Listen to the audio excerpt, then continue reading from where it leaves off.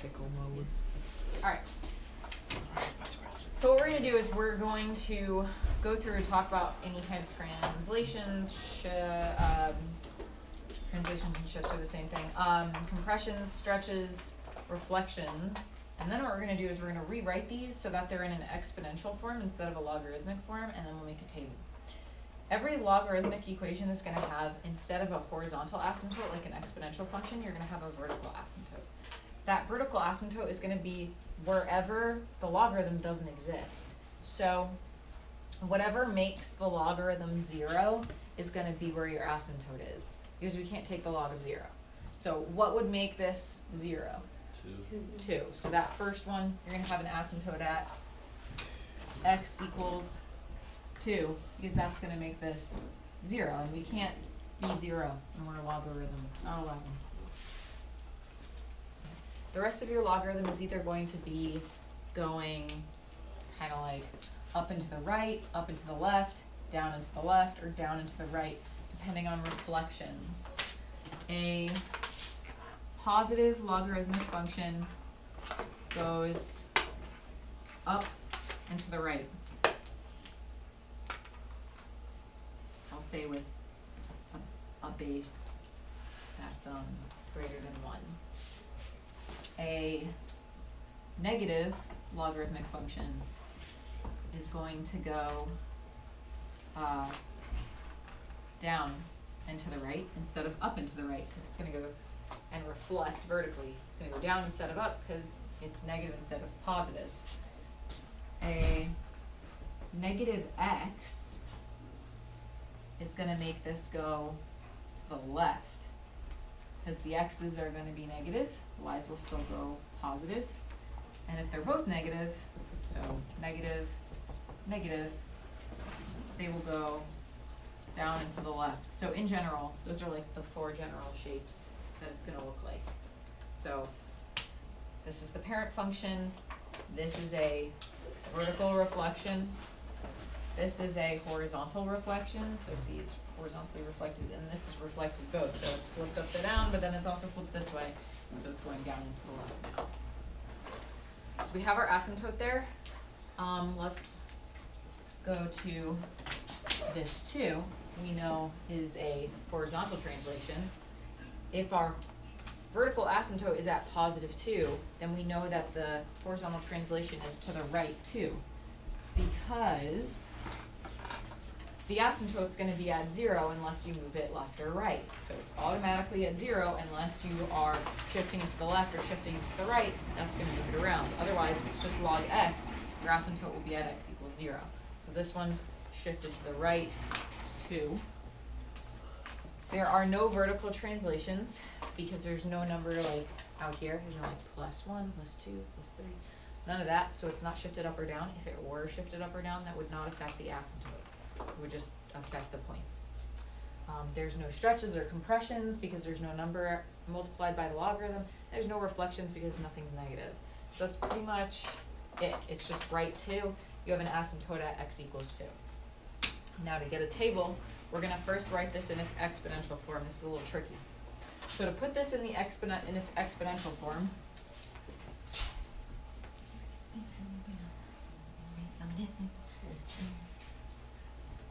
we need to use the fact that our base is 7.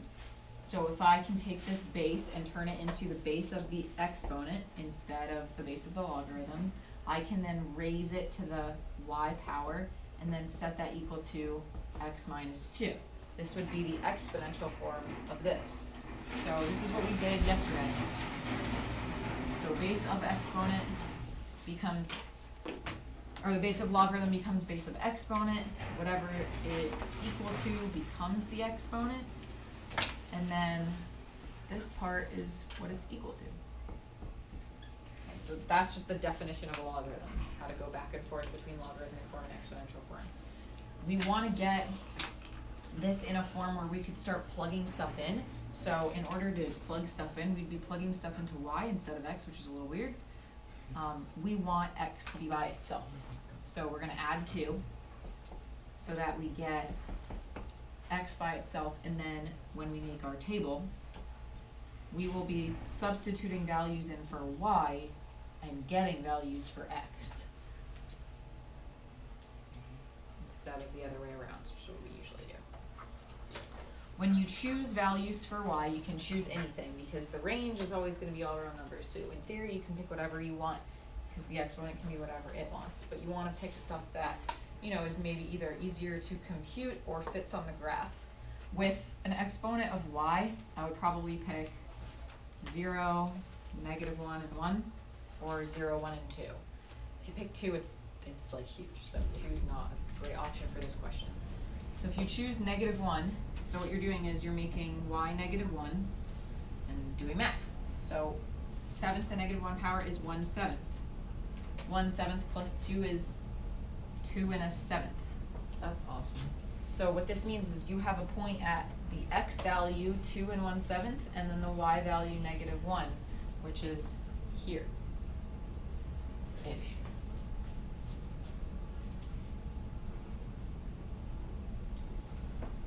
Zero is always a good option because anything to the 0 power is what? 1. So this gives us 3. So you have an x value of 3 and a y value of 0. And then the last one I have here is 1. 7 plus 2 is 9. So you have a point at 9, 1, which it's a little off our graph. I'm just going to extend it a little bit. It would be right about there. So this is going to go kind of up and to the right. On that side, it's going to keep going up and it's going to keep going to the right.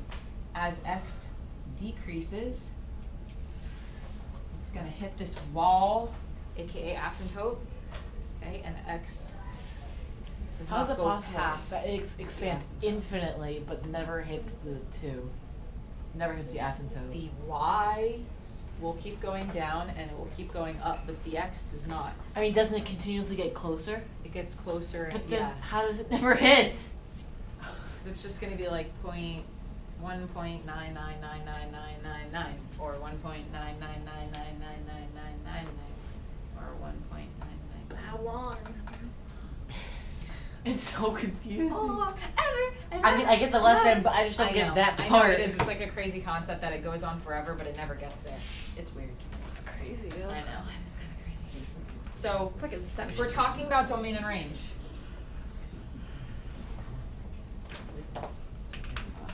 your range is all real numbers. Okay, so the reverse of an exponential function. Your domain will be restricted by your asymptote. So your domain is either going to be x is bigger than your asymptote or x is smaller than your asymptote, It's depending on which way this thing is going. So it'll be x is greater than 2? It's bigger. X is greater than 2. Or 2 to positive infinity. Whatever values are going to keep your logarithm positive, those are your domain x values. So if you plug anything in that's smaller than 2, I'm taking the logarithm of a negative number, which is not possible. So numbers like 3, 4, 5, those are good. But numbers like 2, 1, 0, we won't be able to compute them. Those are bad. Okay. Questions? Domain, range. Rewritten as an exponential function. Okay, we're going to do D next. So we're skipping around a little bit. I'm going to scroll up.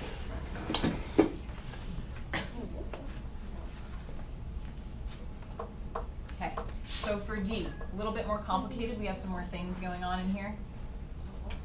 The very first thing you should do is identify your asymptote. It'll make everything -1. a lot easier. And how'd you get -1? Because -1 plus 1 equals 0. Good. So what?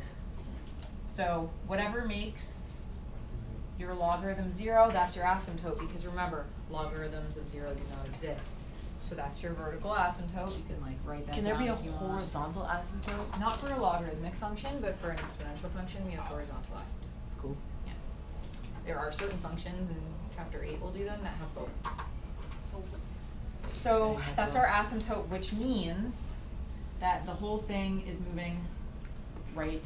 No, Left 1 I started writing that, but and no. down 2. Yeah, it's moving to the left 1. Okay, so if our asymptote's at -1, that means that we have a horizontal translation to the left 1. or vice versa. If it's moving to the left one, our horizontal asymptotes go with it. Horizontal, I said horizontal, but I meant vertical. The 2, since it's negative, moves this down 2. So like, how does it move it down to? It's like you take your value and you just. And then you subtract 2, so it's gonna like scoot everything down 2. Okay. Now this part, yeah, so that's gonna reflect it so that it's, instead of going up and to the right, it's gonna go down and to the right. So it's flipping this way, it's gonna go down and to the right because all the y's will go down. So however you wanna write that. So there's a reflection across the x-axis, or you can say vertical reflection, or you could say it's a reflection that's making it go down to the right or something, whatever you want to say. Okay, so in general, if it's going down and to the right, it's gonna look something like that. I don't know exactly how it's gonna look, but something of that gist. We're gonna rewrite this in exponential form to get a table. So, if there is a vertical translation, which there is, we need to do a little bit of like solving, so a little bit of equation work here before we rewrite it. We can't rewrite it until the logarithm, so this part right here, is all by itself. If it's not all by itself, you can't rewrite it. So to get it all by itself, we're gonna add 2 to both sides to start. So we get y plus 2 equals the negative log base 2 of x plus 1. It's almost all by itself, but we have this negative here. So we're gonna divide both sides by -1 to get rid of that negative. That's gonna make this negative y minus 2, and then equals log 2 of x plus 1. So once you get the logarithm by itself, there's nothing in front of it and there's nothing behind it other than the thing that is actually part of the logarithm, then you're gonna rewrite it. So you take your exponent, or your base, and make it the base of your exponent. And then these two basically switch places. So negative y minus 2 becomes the exponent, and this is all equal to x plus 1. So it becomes 2 negative 1. And then you can subtract 1 to make it complete. So that would be the function in exponential form.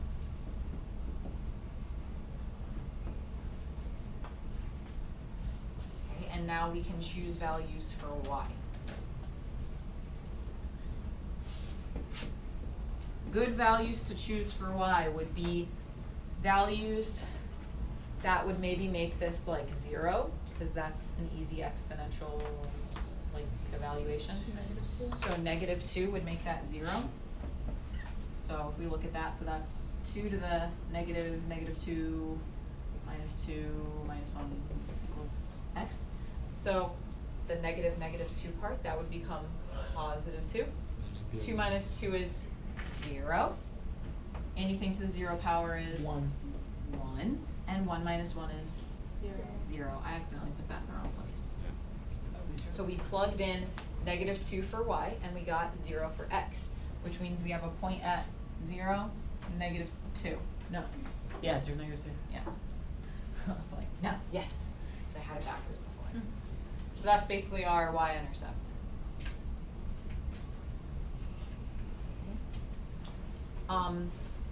Whatever makes your exponent 0, if you pick things close by, those will probably be good points. So close by -2 would be maybe -3.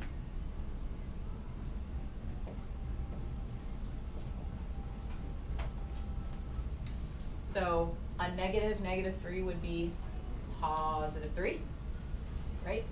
+3 minus 2 is 1. 1, So we and then choose 2 minus 1 is 1.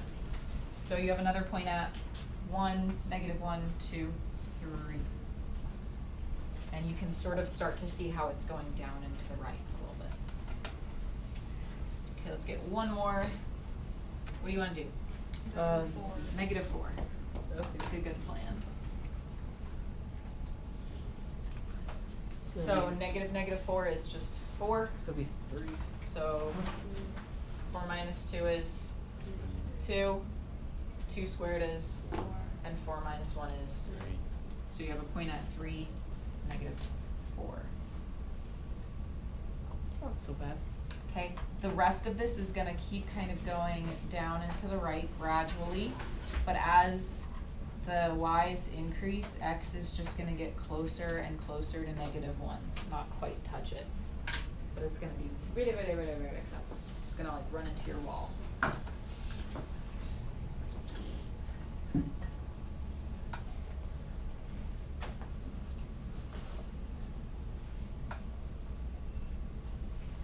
Okay, domain and range.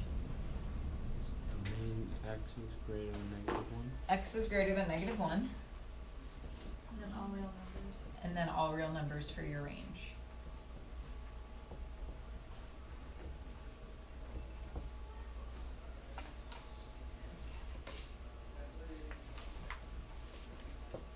Questions? Let's see if we can do it more difficult. You're trying to trick me. Huh? Trying to trick me. No way. Alright, so for this one in the middle, we have to do a little bit of rewriting. If you have the x behind your number here, we want to flip those around so that it says negative x plus 1. And then we're also going to factor out a negative 1. When you do that, you get x minus 1. And so by doing that, you can see that this has a horizontal translation to the right 1. Now, if you don't flip it around and take out the negative, it's going to look like it's going to the left, which is wrong.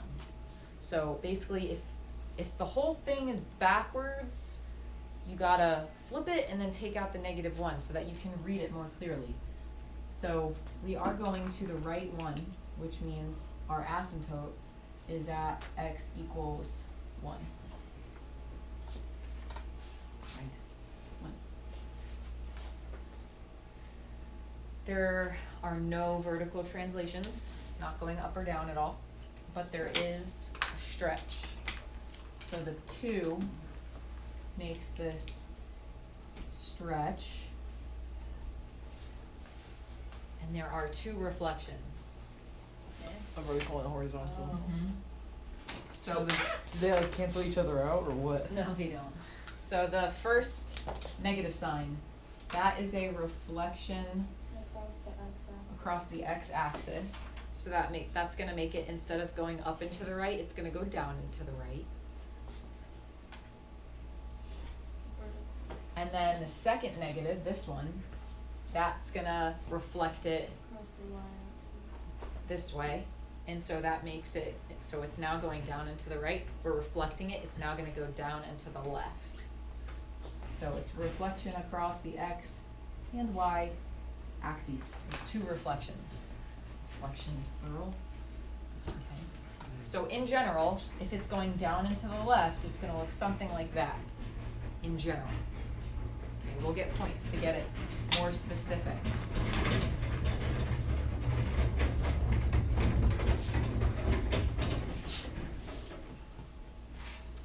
So y equals -2 times log base 5 of 1 minus x. We're going to start by dividing both sides by -2. So I get y over -2 equals log base 5 of 1 minus x. And then from there, since the log is all by itself, we can rewrite that in exponential form. So I'll get 5 to the negative y over 2. You put the negative sign in the y, you put the negative sign with the 2, or you can put it out in front. It's up to you, whatever you want to do. Equals 1 minus x. Okay, to solve that for x, my recommendation is going to be to actually add x so that the x is positive, and then subtract 5 to the negative y over 2. So x equals negative 5 to the negative y over 2 power plus 1, something like that. You can subtract 1, then you divide everything by negative 1.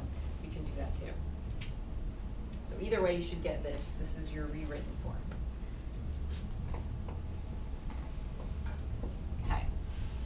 What would be a good exponent? Negative 2 is probably good. So if I plug in negative 2, that's going to make this positive 2. Positive 2 divided by 2 is going to be 1. 5 to the 1 is 5. Then you have to make it negative and add 1, and you get negative 4.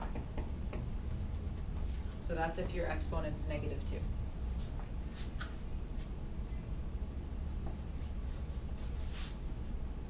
Wait, how is It's like a double negative. negative 2 divided, oh, never mind. Because it's like a double negative. Yeah.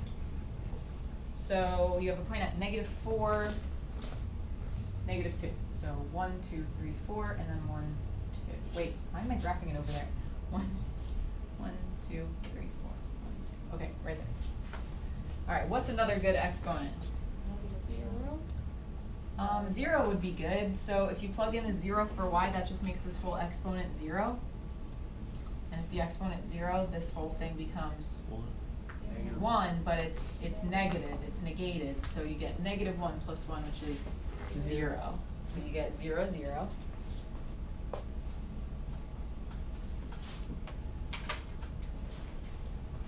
no. Probably pick something in between those, like perhaps Negative 1. guess. I don't know that negative 1 is a Negative good 2. option. We already did negative 2. Sorry, I'm sorry. I'm gonna Silly. say, Negative 4. yeah, it might be our best option. What about just, they all suck. Let's do negative 4. So if you pick negative 4, this is gonna be 4 over 2, which is 2. So 5 squared is 25, plus 1 is negative 24. I don't know, yeah, that's not great. They're all here. Wait, did we not do? I have no option. We did do negative 1. That's what we did. What if we just do 1? Or just But then you get like 5 to the 1/2, which is like Just do Well, what about negative just 1, 2? or just Like do positive 2. Negative positive 2. Just do negative 1 doesn't and get exist. 2.5. No, wait, yeah, it does. Do Positive 2 2 exists. exists. Let's just do 2. negative 1. 2 is good. Let's try 2. Yeah. There you can. Yeah, 2 is good. It'll be a fraction, but it's better than that one. So 2 is good. This will be negative 1. And then 5 to the negative 1 is 1/5. Negative 1/5 plus 1 is 4/5. So it's not wonderful, but it's better than negative 24. So that's a y value of 2 and an x value of 4/5, which is like close to 1, like right there. So y value of 2, x value of 4/5. Not wonderful, but you know, It works. it works. The bigger the base, the harder it is to pick points because your numbers increase so drastically. So that's why 2s and 3s are nice. Alright, and that's pretty much it. Domain and range.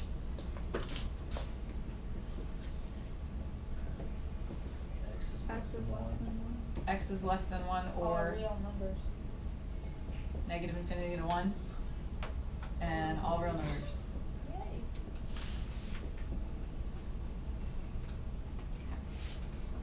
Question.